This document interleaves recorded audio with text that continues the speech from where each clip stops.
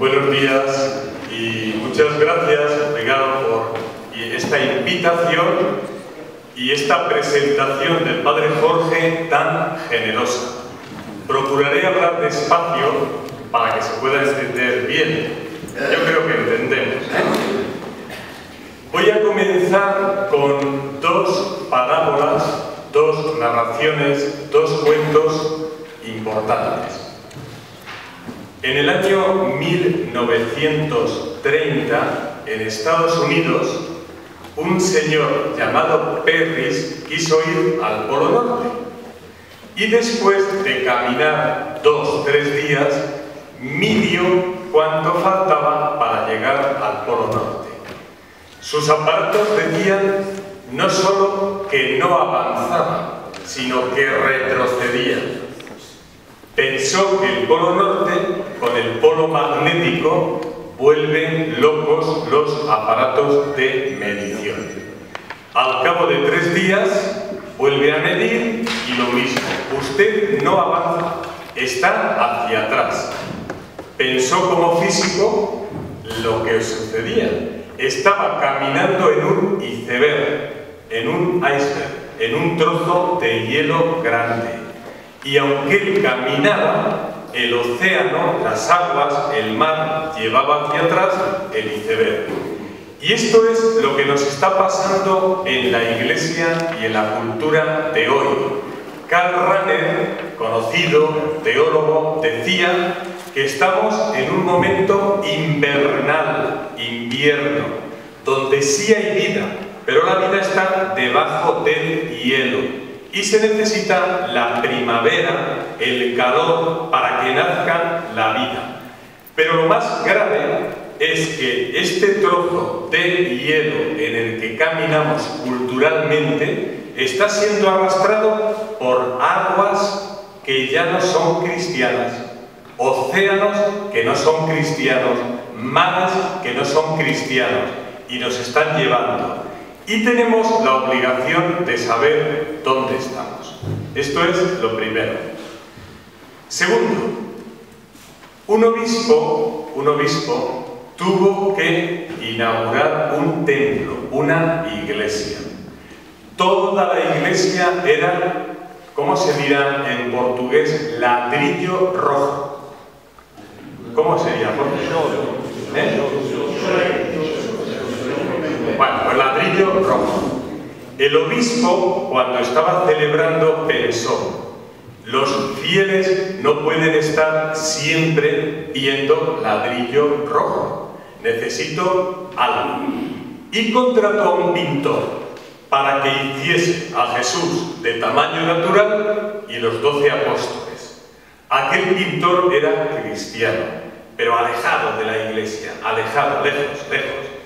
Aceptó por dinero, y el pintor lo primero que hizo fue en la calle, en la rúa, buscar un joven cuya cara fuese la de Cristo, y lo encontró. Pero aquel joven no era cristiano. Pasaban tantas horas juntos que dice el joven al pintor: ¿qué estás pintando? Ah, a Jesús de Nazaret. ¿Y quién es Jesús? ¿Quién es? Y aquel pintor, con los labios, con la boca, no con el corazón, le habló de Jesús cosas hermosas, verdaderas e inventadas. Y el joven dice: oye, si ese tal Jesús es tan maravilloso, tan buenísimo, será para ti el centro de tu vida. ¿Qué? Será el centro de tu vida. Y el pintor se quedó en silencio y empezó a llorar, porque se dio cuenta de la diferencia que hay de hablar de Jesús solo con los labios y tener el corazón vacío. Y dice la historia que aquella fue el inicio de una nueva y definitiva conversión. Este es el punto de partida de lo que vamos a decir. La Iglesia hoy no se entiende en el mundo y en la sociedad de hoy. El iceberg, el hielo, aquello que hemos dicho, que las aguas están llevando la cultura por otra parte. Pero la Iglesia tampoco es entendida por los nuestros, por nuestros fieles creyentes, porque están alejados del misterio de Jesucristo. Es más una fe de costumbre, de tradición, de folclore, y la Iglesia queda anulada. Dicho esto, cuando el padre Jorge, en nombre del señor obispo, me invitó, yo di muchas vueltas y dije, hay que ir a lo esencial, a lo importante. Y me he permitido dos momentos. Uno, vamos a realizar una relectura casi literal de Lumen Gentium. En resumen, ¿por qué es importante? Y porque os voy a decir una cosa, y no quiero hacer aquí la prueba. Yo he preguntado en diversos sitios o diócesis cuántos sacerdotes habían leído Lumen Gentium totalmente, y son minoría. Llevamos 50 años de Concilio Vaticano y ni siquiera hemos leído los documentos conciliares. Hablamos de lo que nos suena, hablamos de lo que otros dicen que es, hablamos de lo que no conocemos. Dicho esto, por la dificultad del lenguaje, que yo hablo claro en castellano y ustedes en portugués, me he permitido hacer unos apuntes amplios, para que no tengan nada que copiar y para que podamos seguir. En cualquier momento pueden levantar la mano y pueden preguntar y pueden decir, no entiendo, o explique un poco más esto. ¿De acuerdo? Bueno, como bibliografía de todo lo que voy a decir, está al final, en la página 2. En la página 2. Ahí tienen bibliografía, Dice bibliografía básica en castellano de Iglesia y bibliografía más reciente mía, esa no es importante. Lo importante es lo de arriba. Miren, bibliografía básica, lo mejor, diccionario de eclesiología.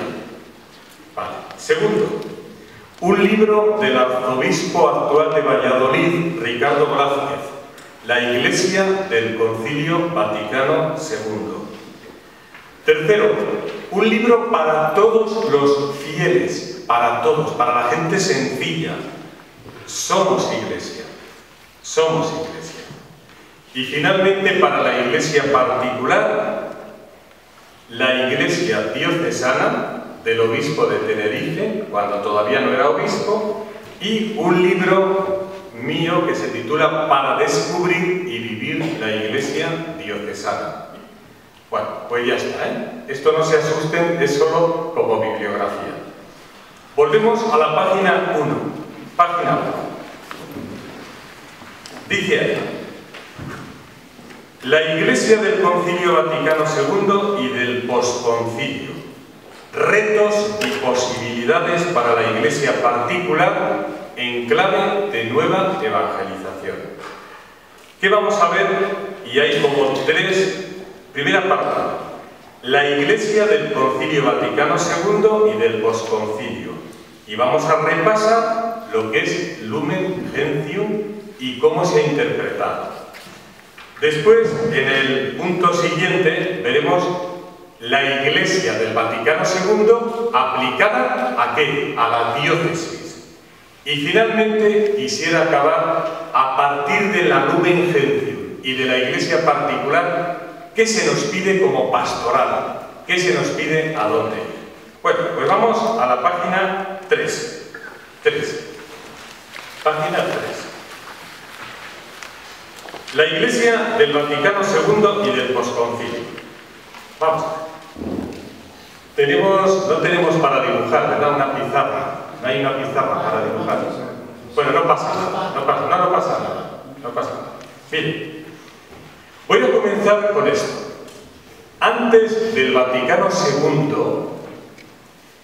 la Iglesia se la denominaba jerarcológica, de jerarquía, y cristonómica, muy centrada en Cristo. De tal manera que los que han estudiado, los mayores, que han estudiado teología antes del Vaticano II, lo primero era Jesús. Jesús hace a la jerarquía y la jerarquía hace al pueblo. Había un teólogo en España, el padre Regatillo, que llegó a decir: si hoy hubiese un terremoto como el de Lisboa, con dimensiones universales, y quedara solo una persona sobre la tierra, y esa persona es cristiana, si es jerarquía, sería iglesia. Si es un bautizado, no sería iglesia. Fijaros, Jesús hace a la jerarquía y la jerarquía hace al pueblo. En el posconcilio, como reacción, lo contrario. Jesús hace al pueblo y el pueblo designa la jerarquía. Equivocado, porque tampoco es así. Hasta que viene el Concilio Vaticano II y el Lumen Gentium dice: Cristo sí, y Cristo al mismo tiempo nombra lo que tiene que ser la jerarquía, vocacionado, y el pueblo de Dios. Los dos iguales en dignidad, pero con carismas, ministerios y funciones diversas. Eso es la entrada. Por eso digo ahí en la página 3, para hacer posible la Iglesia del Vaticano II, se produjo en la Iglesia un triple movimiento. Primero, salir del eclesiocentrismo societario, que hacía de la Iglesia una sociedad perfecta y paralela, justapuesta a la sociedad civil. Hubo que descubrir que la Iglesia no es una sociedad perfecta, en igualdad de condiciones a lo civil, donde hay un rey, que sería el Papa, unos príncipes, que serían los cardenales y obispos, y la plebe y el pueblo de Dios como pueblo sencillo. No, señor, la Iglesia no es una sociedad perfecta.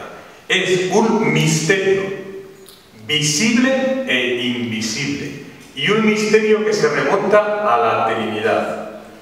Segundo, hubo que salir del planteamiento jerarcológico, la jerarquía lo primero y lo único, y primar el aspecto de comunión. Y atención a lo que voy a decir ahora.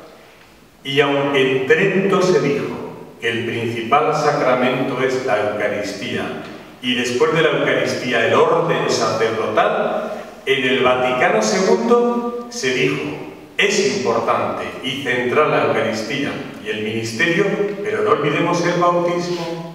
Por lo tanto, se descubrió de nuevo no solo la jerarquía, sino el sacerdocio común, el pueblo de Dios. Y tercero, un planteamiento cristocéntrico, cristonómico, donde lo importante era ¿cuándo fundó Jesucristo la Iglesia? Y se discutía ¿cuándo fundó la Iglesia? ¿Cuando eligió a los 12? ¿Cuando dijo a Pedro tú eres Pedro? ¿En el momento del Calvario? ¿En el momento de Pentecostés? Y se dice en el Vaticano II: toda la vida de Cristo fue una fundación eclesial, pero sobre todo el momento del misterio pascual, donde del costado San Juan sale agua, el bautismo, y sangre, que es la Eucaristía, y donde Cristo sopla su espíritu para que ese agua del costado y esa sangre sean la Eucaristía y sean el bautismo. Punto 2. ¿Qué favoreció antes del Vaticano II el que la concepción de Iglesia cambiara? ¿Qué favoreció? Lo primero, el movimiento litúrgico, bíblico, patrístico. Segundo, el redescubrimiento de una espiritualidad como cuerpo místico.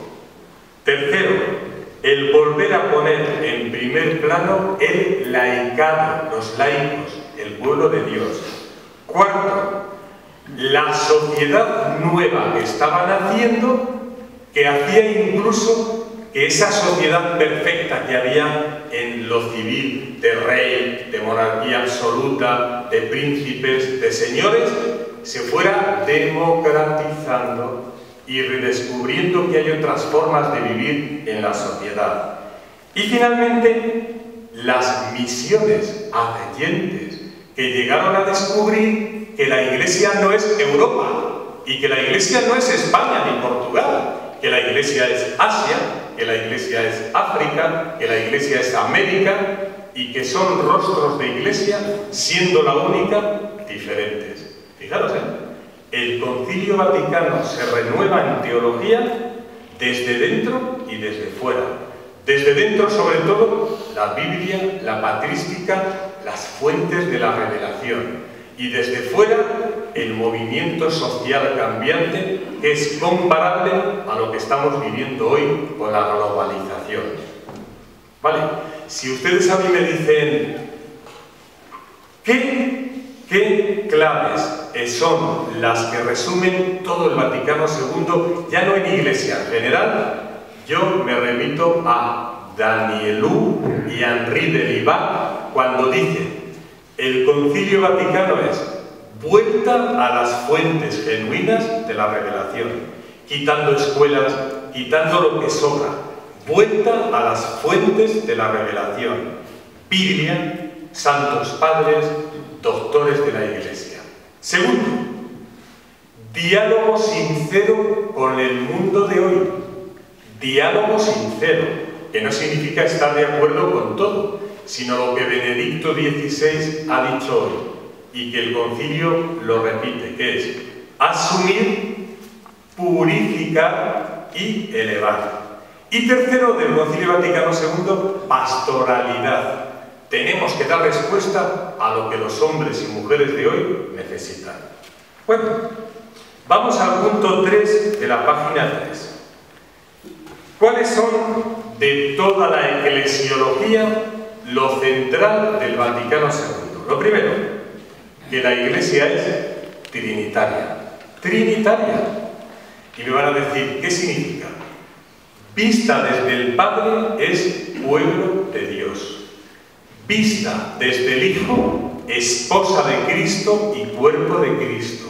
Y vista desde el Espíritu Santo es templo de Dios. Segundo, se dio mucha importancia a la Iglesia particular, a las diócesis. Parece que antes del Vaticano II lo único que primaba era Roma, la Iglesia universal, iglesias particulares. Tercero, se dio mucha importancia a los obispos y a los obispos como colegio. Vaticano I era el Papa. Vaticano II, los obispos.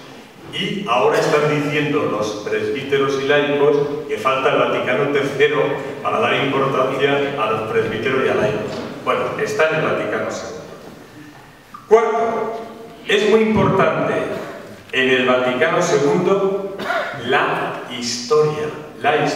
Mire, Vaticano I, definición de revelación.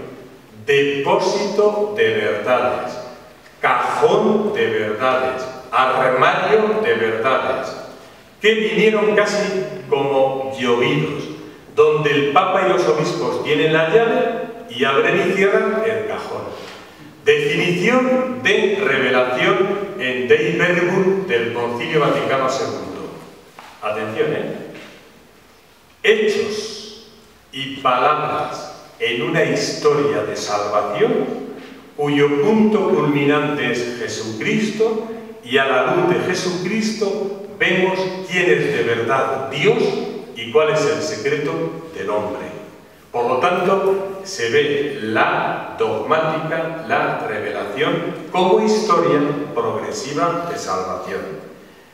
Y finalmente, clave eclesiológica, diálogo y reconocimiento de lo valioso y positivo de las demás iglesias, ecumenismo y de las demás religiones. Si ustedes me dicen de entrada ya, ¿qué queda pendiente del Vaticano II?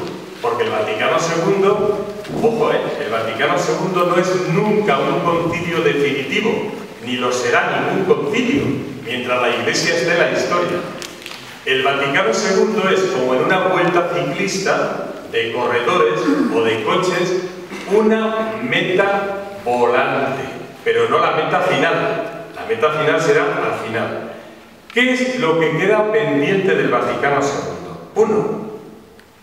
¿Qué imagen o modelo de iglesia tenemos que primar? 2.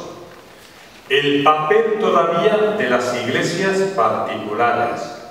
3. Las formas concretas de colegialidad de los obispos.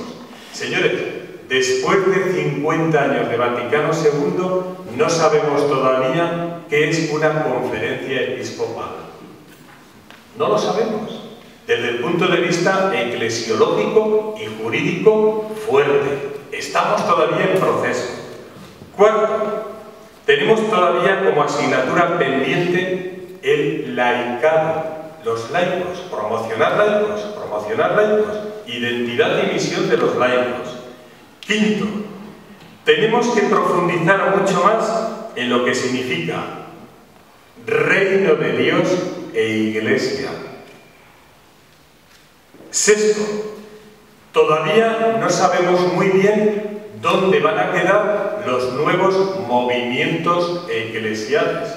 Que dicho sea de paso, el cardenal Rilko dice que en la Iglesia universal, en este momento, hay dos enfermedades. Los nuevos movimientos son niños y adolescentes con enfermedades de niñez. Somos los mejores, somos los únicos, no somos un camino, somos el camino, el Espíritu Santo está hablando en nosotros, vamos a renovar la Iglesia, somos lo último, lo mejor. Y a la vez en la Iglesia hay enfermedades de viejos. Nosotros, las parroquias, las diócesis, donde decimos, ¿qué me van a decir? Si ya todo está dicho, ¿dónde van? ¿Qué quieren? ¿Para qué molestan? Y estamos los viejos y los niños tratando de convivir. Todavía esto es. También necesitamos normas y planteamientos evangelizadores que, respetando lo particular, hagan comunión. Y por eso ha sido una buena idea la del Papa Benedicto XVI, crear un consejo para la nueva evangelización, porque estábamos un poquito dispersos, divididos, sin saber muy bien qué hacer en este tema. América por un lado, Europa por otro lado, África por otro lado, Asia por otro lado. El consejo para la nueva evangelización tiene dos cosas: respetar lo particular, pero fijar planteamientos católicos comunes que hacen falta. Y finalmente todavía está pendiente la relación entre Roma y las iglesias particulares, el primado del Papa y el colegio de los obispos, lo que es católico y universal o lo que es más particular dentro de lo católico y siendo católico. Estos son los problemas. Y si todavía ustedes me dicen, ¿y cómo hacer hoy un libro de iglesia? ¿Cuál sería el esquema? Pues miren, ahí tienen el esquema más normal que verán en todos los profesores católicos sobre lo que es la Iglesia hoy después del Vaticano II. Creo en la Iglesia. Segundo, creo en la Iglesia una. Creo en la Iglesia santa. Creo en la Iglesia católica y creo en la Iglesia apostólica. Me van a decir, pues esto no es nuevo, esto es lo de antes. Es nuevo el contenido. ¿Qué significa dentro de lo uno, lo católico y lo particular? ¿Qué significa dentro de lo uno, la diócesis, los arciprestazgos, las parroquias? ¿Qué significa dentro de Iglesia una? La comunión y la corresponsabilidad. ¿Qué es nuevo dentro de la Iglesia Santa? La liturgia. La liturgia, totalmente renovada. ¿Qué es nuevo dentro de la Iglesia Católica? El ecumenismo, el diálogo con las religiones y la nueva missio a creyentes. ¿Y qué es nuevo dentro de la Iglesia Apostólica? La relación Papa-Obispos, obispos entre sí, y atención, el redescubrimiento de la sinodalidad, que Oriente lo tiene y Occidente, los católicos romanos, lo habíamos olvidado. Bueno, pues esto es, como decimos en castellano, el aperitivo, lo que viene antes de la comida. ¿Cómo lo llaman en portugués? De los obispos. Se trató del Papa, la infalibilidad, el Papa, pero no de los obispos. Y si no se trata de los obispos, no se trató de la Iglesia particular, ni del pueblo de Dios, ni de los presbíteros. Porque detrás del obispo y con el obispo están los presbíteros, la Iglesia particular, los laicos. Tercero, Lumen Gentium tiene relación con las 4 grandes constituciones. Mirad, Lumen Gentium es la Iglesia. Una Iglesia que vive bajo la palabra de Dios, Dei Verbum, que celebra los misterios de Cristo, Sacrosanctum Concilium, y que es para la salvación del mundo, Gaudium et Spes. Por eso las 4 grandes constituciones del Vaticano II tienen relación. Iglesia, que vive de la palabra de Dios, que celebra los misterios y sacramentos y que es para la salvación. Pero además, Lumen Gentium tiene relación con otros documentos. La actividad misionera de la Iglesia, adyentes, el ecumenismo, las religiones no cristianas, etc. Bueno, entramos en el capítulo primero. ¿Qué es la Iglesia? La Iglesia es misterio de comunión para la misión. Misterio de comunión para la misión. La palabra griega misterio no tiene en el Concilio Vaticano el sentido del Vaticano I. ¿Qué era misterio del Vaticano I? Misterioso, oculto, esotérico. ¿Qué es en el Vaticano II? Lo de San Pablo. Un signo que además es eficaz. Un signo de salvación. O como después he escrito en autores como Sillebeck y los belgas, ¿qué es la Iglesia? El misterio de Jesucristo. El sacramento de Jesucristo. ¿Qué se entiende entonces por misterio? Sacramento. ¿Qué se entiende por sacramento? 2 cosas. Lo que significa y lo que produce. No es un símbolo solo, sino que es eficaz. ¿De acuerdo? Vale, seguimos. Un sacramento es el signo visible de una gracia invisible. ¿De acuerdo? Eso lo decía San Agustín. Santo Tomás, un sacramento es un signo que rememora y actualiza lo que aconteció en el pasado, en este caso, el misterio de Cristo. Bueno, pasamos a la página 6. Pasamos a la página 6. Si la Iglesia es misterio del Padre, misterio de Jesucristo, misterio del Espíritu Santo, ¿por qué el tratado sobre Iglesia se llama Lumen Gentium? Bueno, pues aquí fue un acierto del Papa Pablo VI. Quiso expresamente poner el título que él había escrito ya en su diócesis, un documento que se llamaba Lumen Gentium, para que todo el mundo supiera que la Iglesia no es el Papa, que la Iglesia no son los obispos, que la Iglesia no son los religiosos, que la Iglesia no son los templos, que la Iglesia no es una sociedad. La Iglesia es Cristo. Lumen Gentium. Pablo VI. No puede haber duda. ¿Qué es la Iglesia? Cristo. Como dice ahí en la página 6, Proemio.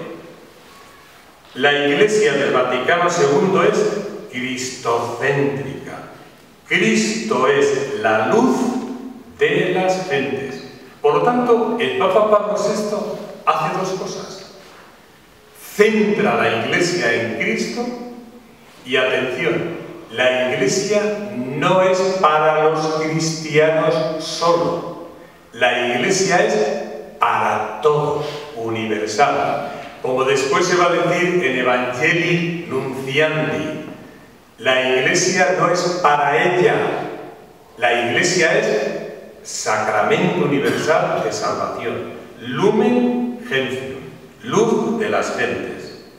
Y además se dice ahí que la Iglesia es presencia, no solamente signo de Cristo. Bueno, punto 2.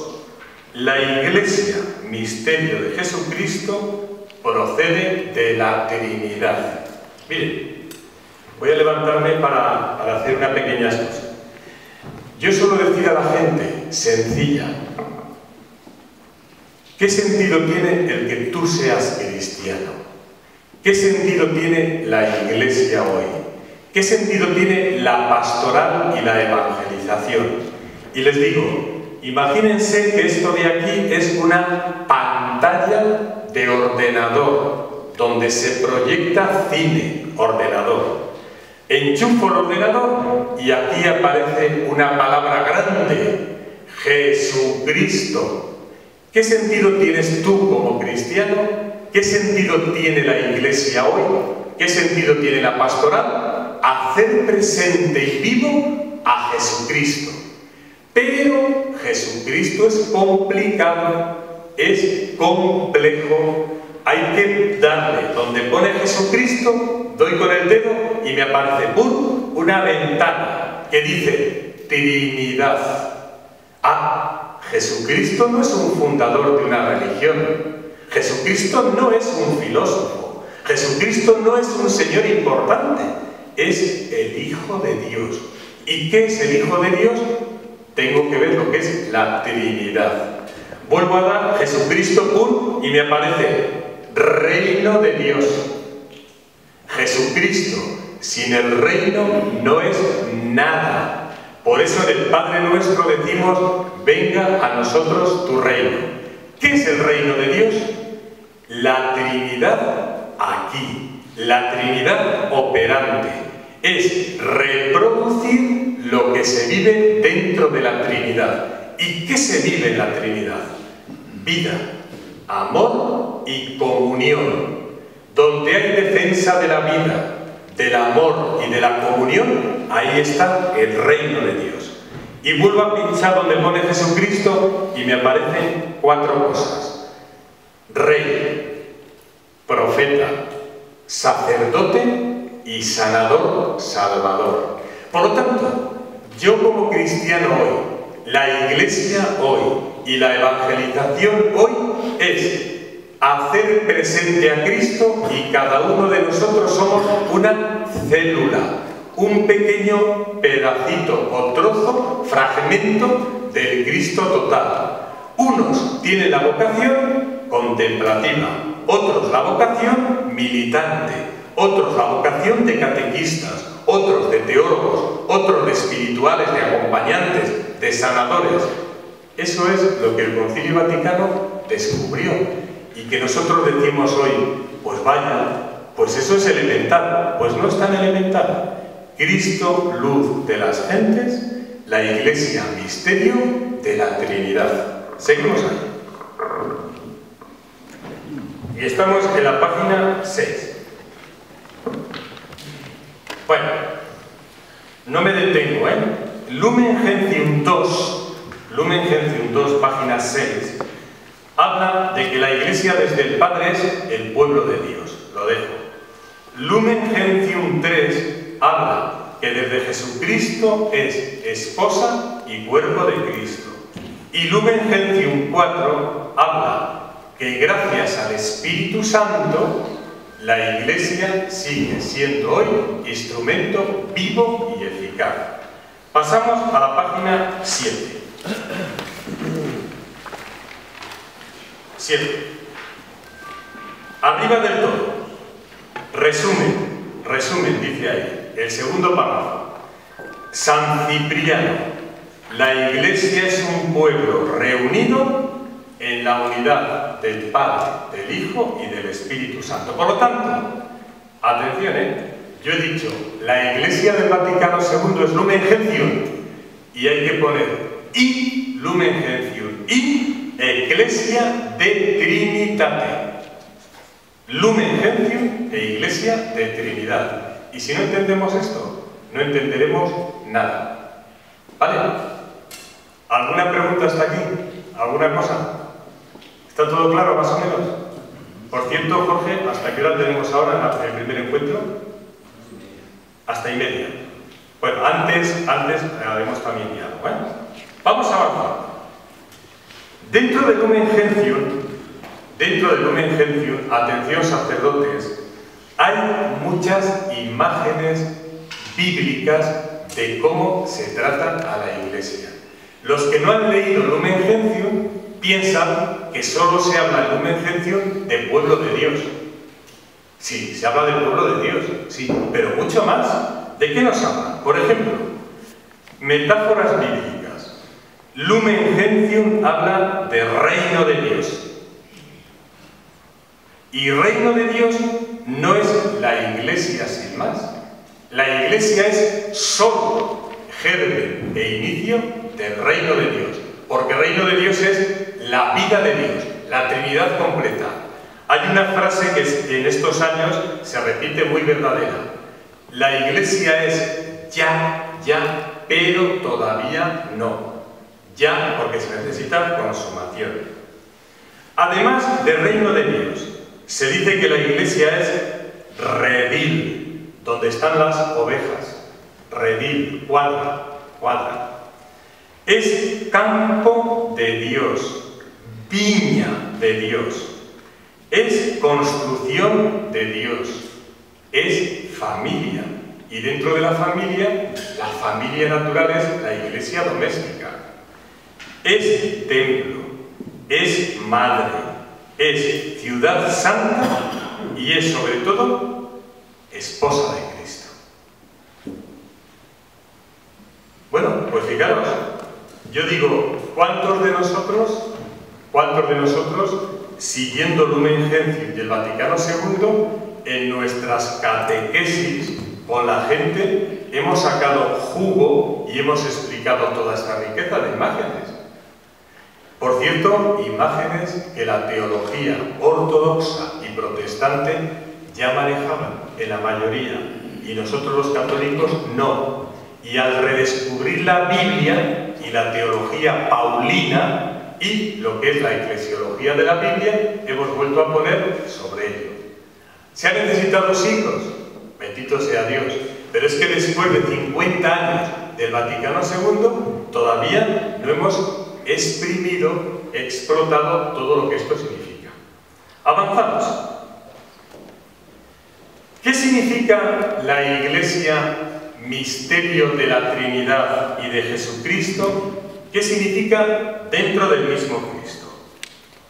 Y digo ahí, en Lumen Gentium 7 y Lumen Gentium 8 tratan dos temas preciosos. Uno, ¿qué es Cristo para la Iglesia? ¿Y qué es la Iglesia para Cristo? No lean. Detrás de Lumen Gentium 7 y Lumen Gentium 8 nos jugamos cosas tan importantes como esta. Iglesia, ¿qué dices de ti misma? ¿Qué rostro quieres ofrecer a los hombres y mujeres de hoy? Y segundo, Iglesia, ¿cómo tiene que ser tu relación con la comunidad política y con la sociedad? ¿Y qué se nos dice? ¿Qué es la Iglesia para Cristo? Dos cosas: la esposa de Cristo y el cuerpo de Cristo. ¿Y qué es Cristo para la Iglesia? Algo visible e invisible. Y por lo tanto, ¿cómo tenemos que entender lo que tiene que ser la Iglesia para el mundo y el mundo para la Iglesia? Y nos viene a decir Lumen Gentium 7 y 8. Lo que decimos en el dogma de Jesús. En Jesús, lo humano y lo divino ni se confunden ni se convierten, sino que son unidos pero sin mezcla. separados pero a la vez unidos, sin confusión ni cambio, sin división ni separación. Y entonces fíjate por dónde, atención a lo que voy a decir ahora, Lumen Gentium está abriendo paso a Gaudium et Spes número 76. ¿Qué tiene que ser la Iglesia en la comunidad política y en la sociedad? Tiene que ser un ente independiente pero a la vez colaborador. Algo que se ve y algo que es invisible. Cristo en su parte visible y Cristo en su parte invisible. La Trinidad en su parte visible y la Trinidad en su parte invisible. ¿Por qué entonces el Vaticano II ha gastado 2 números para decirnos esto? Porque el Vaticano II quería salir del concepto de Iglesia solo como sociedad visible y porque quería salir solo de un concepto místico que decían solo del cuerpo de Cristo. La Iglesia es visible e invisible. Cristo aquí y Cristo en lo que no se ve. Pasamos. Y llegamos a la página 8. Si en el capítulo primero todo había sido la identidad de la Iglesia, y vuelvo a repetir, después de los primeros capítulos, ¿qué es la Iglesia? Repito, perdonen que sea pesado. ¿Qué es la Iglesia? Misterio de comunión para la misión, luz de los pueblos, Iglesia de Trinidad. Y a la vez la Iglesia es todo lo que la Biblia nos dice con sus imágenes. Bueno, pues entonces ya el capítulo segundo nos habla del pueblo de Dios. Oigan, aquí hay un cambio brutal, total. El Vaticano I empezó por la jerarquía. Aquí, después de definir qué es la Iglesia, empieza por el pueblo de Dios. ¿Y qué se nos dice del pueblo de Dios? Bueno, pues donde pone capítulo segundo, en la página 8, número 1, la Iglesia es un nuevo pueblo de Dios. ¿Por qué? Porque como Cristo es un pueblo mesiánico. Mesiánico, Lumen Gentium 9. ¿Qué significa mesiánico? Apuntadlo, Mesiánico quiere decir, la cabeza es Cristo. La condición, la igualdad de todos los hijos en Cristo. La ley es la caridad y la finalidad es el reino de Dios. Vale. La Iglesia es sacerdotal. No lo leáis. Esto ya lo tenemos muy asumido. Hay un sacerdocio común en el bautismo, que esto, gracias a los protestantes, no se ha perdido nunca, pero a la vez hay un sacerdocio ministerial. Y aquí me voy a detener en una cosa muy dura, que les voy a decir ahora. Yo he tenido 2 experiencias de missio adientes. Una en México, en Tijuana, en la frontera con Estados Unidos, y otra en Ecuador, en la selva amazónica, en Aguarico. Vale. Yo me di cuenta que en Aguarico, en Ecuador, los catequistas nuestros católicos se están haciendo protestantes y se están metiendo en las sectas protestantes. ¿Saben por qué? Porque en las 100 capillas que yo tenía en Aguarico como misionero, yo solo podía celebrar misa cada mes y medio o cada 2 meses en cada una de las capillas. Primero, porque no hay carreteras, solo hay un río, el río Napo, y tenía que ir en barca. Segundo, porque para ir a alguna de aquellas capillas necesitaba 3 días de navegación, y yo no podía ir nada más que cada mes o mes y medio. ¿Qué pasa? Los catequistas aucas, quechuas o guaraníes me decían: padre, ¿qué más da ser católico que ser protestante? Si aquí, en esta comunidad, solo vivimos de la palabra de Dios, no de la Eucaristía. Y segundo, los protestantes nos dan dinero, ustedes no nos pagan nada. Y este es el gran problema que estamos teniendo y que viene a cuento de lo sacerdotal. Es verdad, todo el pueblo de Dios son por el bautismo sacerdotes, Pero si no existe el ministerio sacerdotal y la Eucaristía, al final lo que hemos redescubierto de los protestantes acaba siendo protestante. Vale. Y digo ahí también en la página 8, finalmente el pueblo de Dios es profético. Oigan, una novedad del Vaticano II. Nos habla del sensus fidei. Vamos a ver. Todo el Vaticano primero fue defender la infalibilidad del Papa. El Vaticano II es el sensus fidei, la infalibilidad del pueblo de Dios.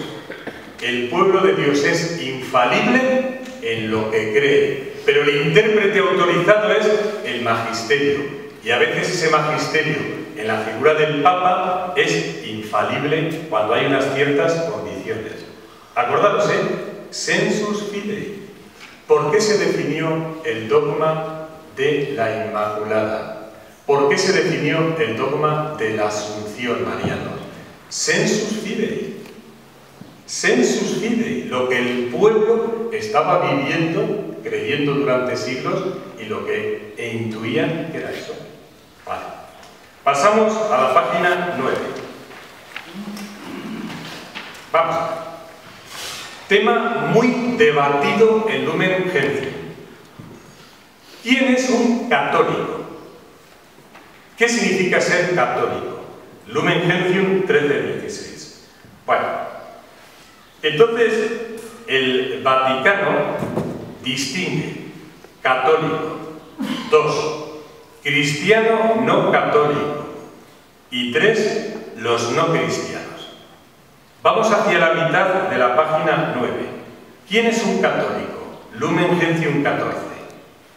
El que se incorpora plenamente a la Iglesia y acepta íntegramente los 3 vínculos que Roberto Bellarmino hizo famosos. El que acepta la profesión de fe, total. El que acepta los sacramentos, totalmente, 7. Y el que acepta la visibilidad del Papa y de los obispos. Y para no perderse en lo que es la Iglesia visible, porque uno me puede decir, bueno, es que estos 3 elementos de ser católico, que es el símbolo de la fe, los sacramentos y la aceptación del Papa, es muy visible, muy tangible. Pues Lumen Gentium añade lo de San Agustín. Fíjense, no se salva quien, aun estando incorporado a la Iglesia, no persevera en la caridad y permanece solo con su cuerpo, pero no con el corazón. Por lo tanto, ¿quién es un católico? El que, además de profesar el credo, vivir los sacramentos y aceptar al Papa, es católico de corazón, interno, con fe interna, no solamente externa. Les cuento una anécdota. Duro, triste. En Ciudad Rodrigo, el año pasado, 2011, acabada la Semana Santa, yo hablé con la presidenta de las cofradías y hermandades de Semana Santa. Y le digo, Julia, he visto muchos jóvenes. ¿Puedo hablar con los jóvenes para invitarles al encuentro con el Papa en Madrid? Y me dice la presidenta, no, señor obispo, una cosa es lo nuestro y otra es lo suyo. Una cosa es lo de usted y otra es lo de las cofradías. Entonces pensé en esto. No basta para ser católico decir el credo, ni los sacramentos, ni la figura del Papa así por encima. Hay que serlo de corazón. Vale. Después, en Lumen Gentium 15, se dice quiénes son los cristianos no católicos. No católicos. Y aquí una cosa importante, por primera vez en un concilio, en lugar de fijarse solo en lo negativo y lo que divide, hace voluntad de significar lo que nos une. Y constantemente en Lumen Gentium 15 nos habla de los elementos comunes a católicos y cristianos no católicos. Y finalmente, en el Lumen Gentium 18, al hablar de los no cristianos, sobre todo habla de los judíos y de los musulmanes. ¿Y por qué? Porque resulta que en la actualidad todas las religiones del mundo se pueden dividir en dos, como nos dijeron Bullman, como nos han dicho, bueno, todos los teólogos. Dos religiones, las reveladas y las no reveladas. Religiones reveladas solamente hay tres en este momento histórico, solo tres. Los judíos, que son nuestros abuelos, nosotros los cristianos y los musulmanes, que son hermanos mayores nuestros. Hermanos un poco diferentes, pero hermanos mayores. Bueno, pues por eso el concilio quiere tratar expresamente de los judíos y de los musulmanes. Por cierto, han cambiado tanto las cosas que fíjense, en el momento del concilio teníamos muchísimos problemas con los judíos y casi ningún problema con los musulmanes. Hoy es al revés. Estamos muy cerca de los judíos y tenemos muchísimos problemas con los musulmanes. En el año 1986, el que os habla, con Juan Pablo II, en una tertulia cercana de sacerdotes, le preguntamos: Santo Padre, ¿cuáles son los dos problemas más serios que preocupan al Papa hoy? Y él dijo: en el interior de la Iglesia me preocupa la privatización de la fe. El creer que la fe es solo para la conciencia y para la familia, y no hay visión pública. Y desde el punto de vista de fuera me preocupan el Islam y el New Age, la nueva era. El New Age porque maneja el cristianismo a su manera, y el Islam porque está creciendo el número el doble que el cristianismo, incluso en Europa. Cada familia cristiana tiene un hijo. Los musulmanes en Europa en aquel momento tienen 4 hijos. En Europa. Vale. Pasamos. Y finalmente, en ese capítulo segundo, se habla, como no podía ser menos, de la missio adientes. Importantísimo. Y luego voy a decir otra cosa. Este número se ha quedado pequeño, pequeño. Importantísimo, nos dice Lumen Gentium 17. Todos los cristianos son misioneros. Todos los cristianos son misioneros. La missio adiente tiene dos sentidos. Uno, anunciar el Evangelio e implantar la Iglesia. Y aquí voy a decir, después del Vaticano II, dos problemas. Uno, no se cree en la missio adientes, por el respeto excesivo que algunas teologías, incluso católicas, dan al concepto de evangelización, donde dicen, es mejor no anunciar a Jesucristo. Se salvará la gente sin que Jesucristo sea anunciado. Porque anunciar a Jesucristo es meter en problemas a las culturas. En África, ¿qué necesidad tienen los africanos que vaya Jesucristo? En Asia, ¿qué necesidad tienen? Primero. Y segundo, gracias a Dios, la misión adientes ya no es hoy un misionero o dos misioneros, sino familias cristianas enteras. Esta es la novedad. Es, primero, salir al paso de los que no creen en la misión adientes. Hay que anunciar a Jesucristo porque hay que vivir la vida de Jesucristo y porque Jesucristo no destruye las culturas, las potencia. Y a la vez la misión tiene que ser no solamente de forma individual, sino como familia. Me detengo aquí. Adelante. Há um bocado fala de irmãos maiores falando dos muçulmanos. O que é que Cuando he dicho hermanos mayores, sí. Sí, en el sentido de hermanos mayores, porque dentro de la religión revelada son ellos los que más elementos del Dios nuestro revelado tienen. ¿Entendido?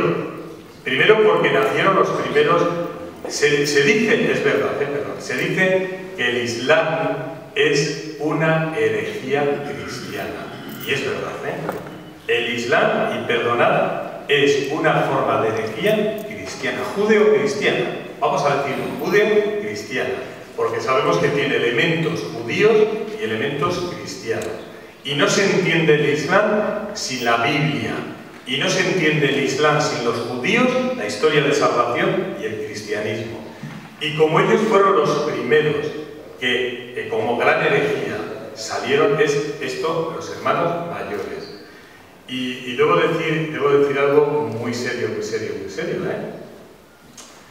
El gran problema que tenemos hoy con el Islam es que dentro del Islam hay verdaderos teólogos con una potencia intelectual enorme, como también lo hubo siempre en la península, en lo que hemos llamado la Escuela de Toledo, la Escuela de Granada, cuando el Islam había invadido lo que hoy es España. No pensemos que eran bárbaros, ni terroristas, ni fanáticos. Era gente muy intelectual. Y digo lo siguiente, si dentro del cristianismo no somos capaces de encontrar teólogos que además de ser teólogos hacia adentro, sean hacia afuera, los teólogos del Islam nos van a comer, nos van a ganar el terreno. Porque su lenguaje está llegando a la gente mejor que el nuestro. Y porque son capaces los verdaderos teólogos del Islam de dar una visión más universal. Y me van a decir ustedes, pero entonces la imagen que tenemos de terrorismo, de fundamentalismo, eso es una pequeña parte del Islam. Y por eso están tan enfadados los pueblos árabes. Porque una cosa es el fanatismo y el fundamentalismo, como aquí Lefebvre, como entre los católicos Lefebvre, o San Pío X, estas sectas fundamentalistas, claro, sectas que hacen mucho daño porque manipulan lo religioso y en nombre del Islam creen que eso es el Islam. Pero el Islam es otra cosa. El Islam es una cultura enorme, grande, con mucho futuro. Y como no haya, vuelvo a decir, teólogos que hagan el diálogo interreligioso, el Islam nos come. Yo tengo una experiencia preciosa. Cuando llego a Roma, busco un padre espiritual y en la Gregoriana me encontré un jesuita holandés que se llama Ari Croes Ronius, un superdotado. Hablaba 8 o 9 lenguas perfectamente. Siendo holandés, entre ellas hablaban el árabe y hablaban el castellano perfecto. Él, toda la vida, ha sido en la Gregoriana profesor de teología de las religiones y de diálogo sobre todo con el Islam. Cuando en la Gregoriana deja de ser profesor a los 70 años, se ha marchado a África, en el corazón de los pueblos islámicos, y está en un centro interreligioso donde él, con teólogos del Islam y de otras religiones, están haciendo posible esto, lo que se llama el diálogo entre religiones auténtico. No ese diálogo que vemos por ahí, no, diálogo entre religiones. Por lo tanto, hermanos mayores, y no me enrollo más, por el número, por la cercanía al judeocristianismo y porque son los interlocutores primeros a los que tenemos que ir. Estamos yendo al budismo, estamos yendo al hinduismo, que los primeros son los judíos y el Islam, porque somos del mismo tronco. Lo que descubramos en el Islam es nuestro, y lo que descubramos en los judíos es también nuestro. Es la misma revelación. Fijaros, el Dios de la Trinidad se ha revelado de todas las religiones del mundo actual solo en 3. Solo en 3. Judíos, musulmanes y cristianos. Es el mismo Dios. Nos queda mucho por hacer, pero es eso. Por eso son los hermanos mayores, no los abuelos. Hoje, quando falamos de infalibilidade, o que é que queremos dizer? Perdón, a ver si alguien me traduce porque a mí se me escapa. Hoy, cuando hablamos de infidelidad, de infalibilidad, lo que queremos decir que es una verdad absoluta para siempre, o que es una verdad que tiene consenso, pero es relativamente al progreso del conocimiento de la palabra de Dios. Pues vamos a ver. Primero, las palabras siempre son traidoras. Es decir, nosotros, los lenguajes cristianos, necesitamos expresarlo con palabras. La palabra infalibilidad, nunca hemos estado nadie, ni siquiera el Papa, contento con lo que significa. Vamos a ver qué hay detrás de ello. Y lo que significa es algo muy bonito y muy sincero. A veces, dentro de la Iglesia que peregrina, se necesita fijar en formulaciones algo que, aunque en su forma no sea lo completo, porque el lenguaje siempre cambia, sí indique lo que hay dentro de ello. Entonces, antes de explicar la infalibilidad, explico lo del credo. Nosotros, para decir lo que creemos, necesitamos fórmulas. Creo en Dios Padre. Y decimos, bueno, pues Dios Padre y Madre. Creo en Jesucristo, luz de luz, Dios de Dios. Todos son frases que, si nos quedamos solo en la frase, la gente se ríe de nosotros.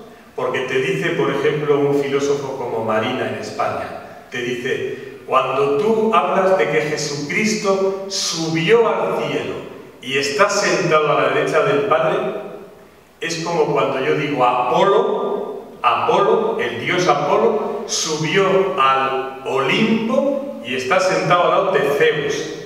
¿Qué diferencia hay? Yo le digo, claro, el lenguaje es el mismo impreciso, pero yo no hablo de el Olimpo ni hablo de Zeus, hablo de Jesucristo y hablo de la Trinidad. Entonces, lo que quiero decir es que una cosa es el lenguaje y otra lo que encierra el lenguaje. Una cosa es el envoltorio del caramelo y del bombón y otra es el caramelo y el bombón. Entonces, en la infalibilidad es el reconocimiento, atención, que el Papa, junto y en comunión a los obispos y al sensus fidei, es capaz de pronunciar verdades que son definitivas, pero con ese condicionante, que nunca la formulación alcanza al misterio, porque Dios no es como una mosca, una mariposa, un pájaro que yo pongo y quito. Dicho esto, lo que nos diferencia a los católicos es esto, que reconocemos que el Papa en su magisterio y los obispos en su magisterio y el pueblo de Dios en su magisterio de sensus fidei somos capaces de pronunciar verdades que son para siempre, pero con ese condicionante, que nunca la palabra acertará a definirlo de verdad.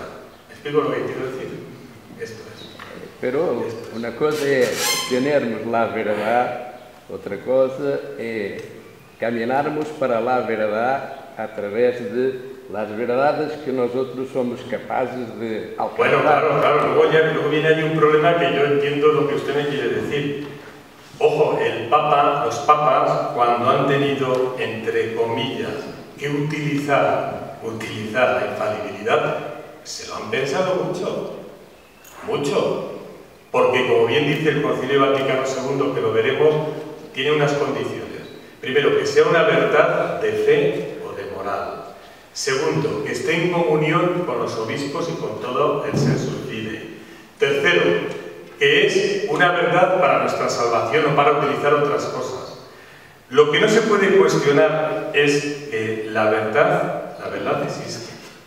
Este es el tema. La verdad existe. El problema es que las vías para llegar a la verdad son difíciles de descubrir y que muchas veces nosotros manejamos la verdad con nuestras verdades. Eso es verdad. Y que en la Iglesia Católica muchas veces hemos abusado de autoridad y lo que hemos dicho que eran las verdades como verdad solo eran verdades, pero la verdad es otra cosa, Pero la verdad existe y tenemos la capacidad, la Iglesia de señalar, de apuntar dónde está la verdad, apuntar con esa imprecisión, de que siempre lo que formulamos, incluso en el credo, se queda pequeño. Dicho otra cosa muy fuerte.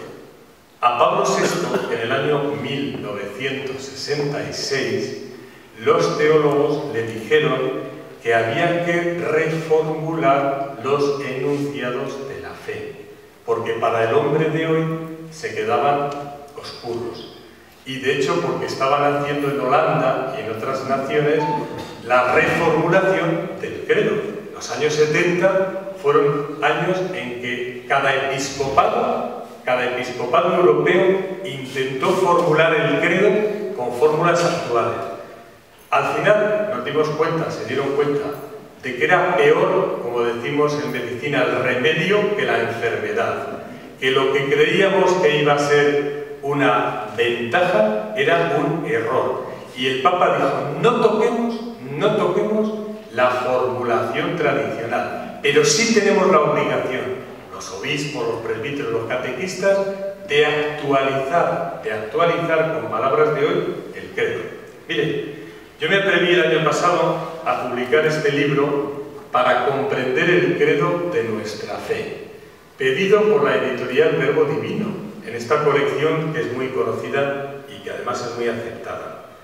Bueno, ha sido una maravilla descubrir cómo el Papa Benedicto XVI es capaz, en todos sus libros, de actualizar para el hombre y la mujer de hoy lo que significa el credo. Y yo estoy muy contento de haber tenido como guía para actualizar este credo al Papa, porque les voy a contar una anécdota y con esto acabamos, si quieren, por la hora y media, que se van a reír, ¿eh? Ustedes conocen a un dominico que falleció en el año 2005, que se llamaba Juan Bosch, especialista en ecumenismo y diálogo entre religiones. Bueno, muy famoso en España y en Hispanoamérica.